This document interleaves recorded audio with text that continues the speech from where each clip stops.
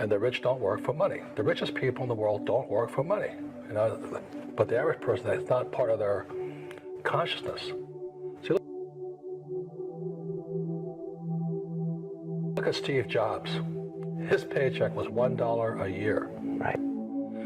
So the reason I say and I do and I speak and I teach is kind of just the yin and the yang. You got to see the other side too. Because so many people, I don't know about here, but the economy is pretty bad in America, and they're rushing back to school. Gotta be stupid.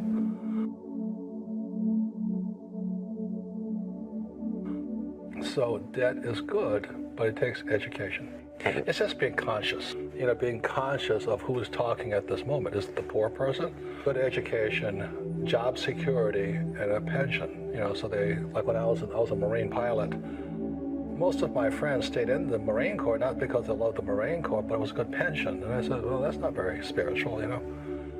Or most school teachers want the steady paycheck. Now, my point of view is, psychically, that's what they broadcast onto a child.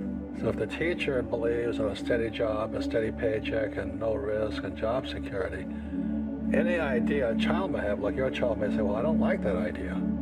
So my way of teaching is to first put doubt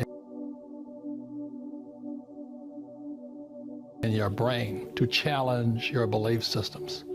And then maybe you can choose new beliefs or keep up with old beliefs, right?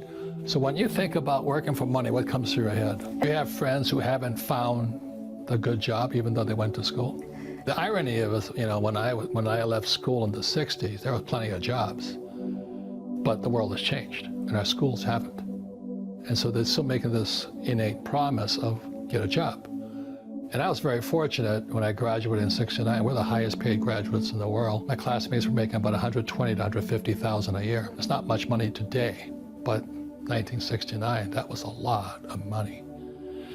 But naturally, as young guys do, we spent every penny of my rich dad's lesson, the rich don't work for money, in my head. I said, okay, I'm making all this money, I have a secure job, but what's beyond that? And that's where education comes in.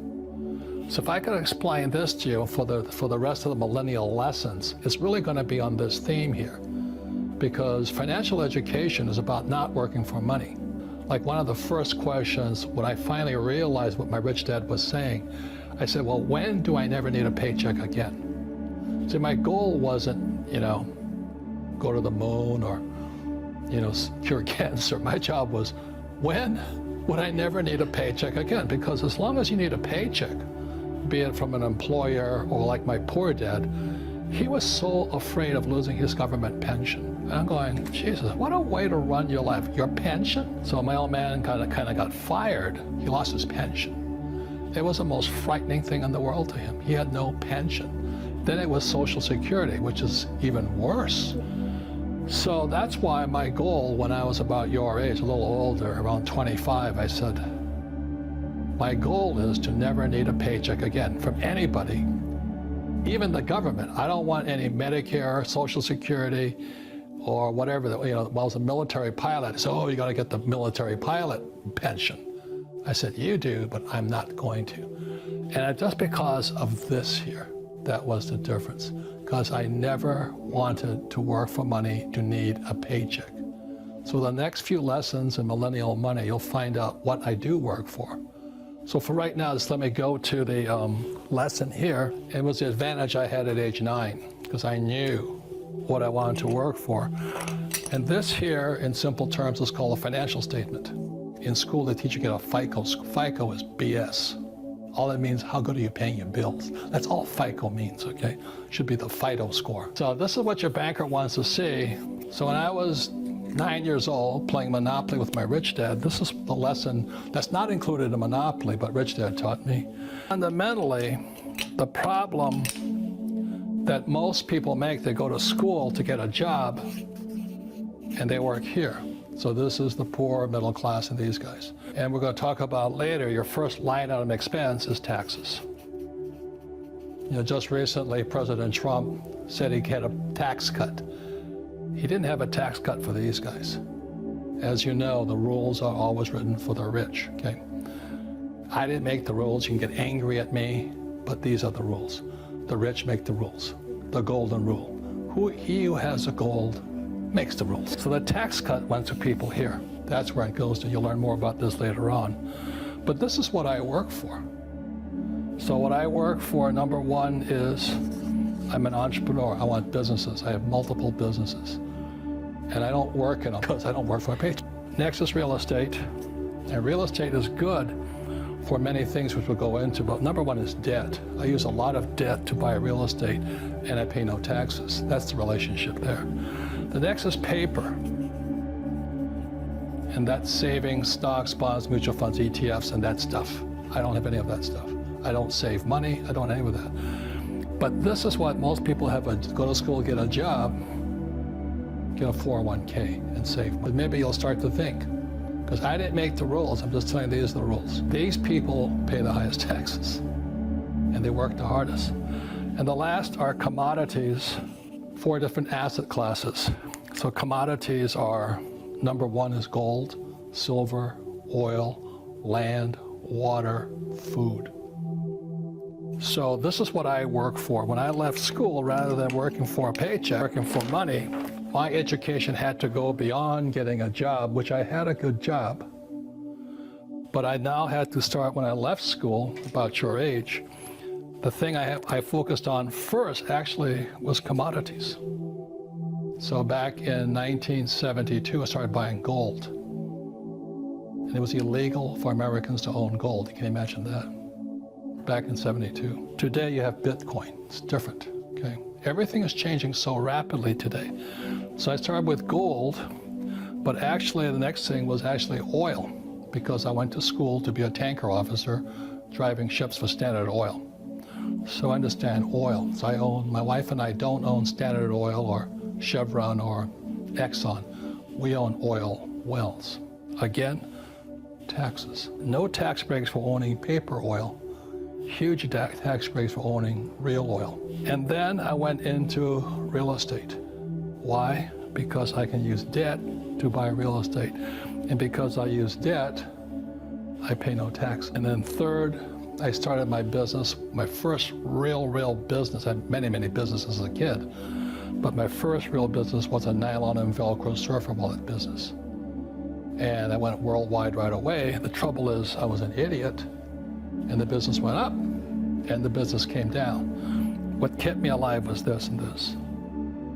So you may say, well, aren't you working for money? But we'll go into that next.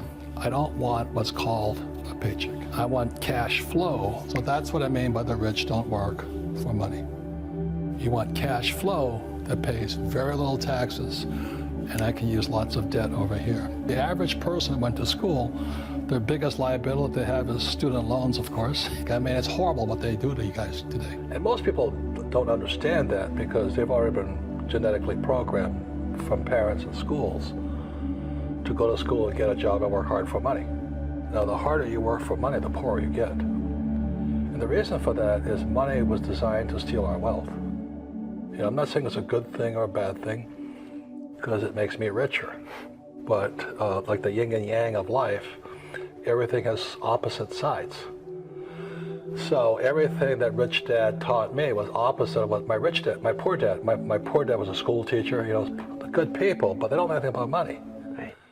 So on one side, my poor dad's always saying, work hard, you know, go to school, get a job, save money, and get out of debt. On the opposite side, the yang side, don't do that, you know. So when I wrote Rich Dad, Poor Dad, it was about the opposites. That's all it was. And the rich don't work for money. The richest people in the world don't work for money. You know, but the average person, that's not part of their consciousness. So you look at Steve Jobs. His paycheck was $1 a year. I don't want money. So the reason I say and I do and I speak and I teach is kind of just the yin and the yang. You got to see the other side too. Because so many people, and I don't know about here, but the economy is pretty bad in America, and they're rushing back to school. Gotta be stupid. School teaches you nothing about money. There's fewer and fewer jobs, and taxes are higher. Why would you do that? You know, if you save money, you're taxed. You work hard, you're taxed. And you put your money in a retirement plan, you're taxed. That's not that intelligent, but that's what they teach you in school. So It's opposite. And that's why I come up on stage and I talk about the opposite, just to open your mind a bit. I said, I want you to teach me about money. So why should I teach you? You go to school, my poor dad's not going to teach you. He says, I said, oh, finally he acquiesced. He said, okay. He said, but if I teach you, you work for me for free. And I said, why for free? And my poor dad went nuts. He says, if I pay you, you think like an employee. Your brain will change. If you learn never to work for money, you'll be a rich man. They know nothing about money, and they teach our kids. They're good people, but 80% are good people. 20% just are there for the pension and the paycheck, we know that. And then the promise of a pension, the job security. My job is to make complex financial systems simple enough so the average person can understand it. That is extremely difficult because most people are brainwashed when it comes to money. Go to school, get a job, work hard, pay your taxes, save money, get out of debt, buy a house, and invest in the stock market. Everybody who follows that program has been brainwashed. I would never go to school, get a job, work hard, save money, get out of debt, buy a house, and invest in the stock market. I do everything exactly opposite.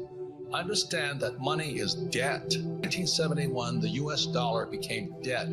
The US dollar is the reserve currency of the world. I'm trying to explain to you, when they tell you get out of debt, that's stupid because the money is debt. And the only way money gets out of debt is via taxes. So all the people who work for money, you read Rich Dad, Poor Dad, what's lesson number one? Money is debt. I use debt as money. And everybody thinks getting in debt is bad. Well, who told you that? I think the stock market is for losers. Why would you put money in the stock market when it's manipulated? That's what I think about. So I'm always watching the manipulation going on behind the scenes. That's what my brain is focusing on all the time. And I don't pay taxes. The question is, how is it I don't pay taxes? I can tell you. That's an important question, because most Romanians and most people in the United States cheat on their taxes because they hate taxes so much. But you don't have to cheat on taxes if you understood how money was working.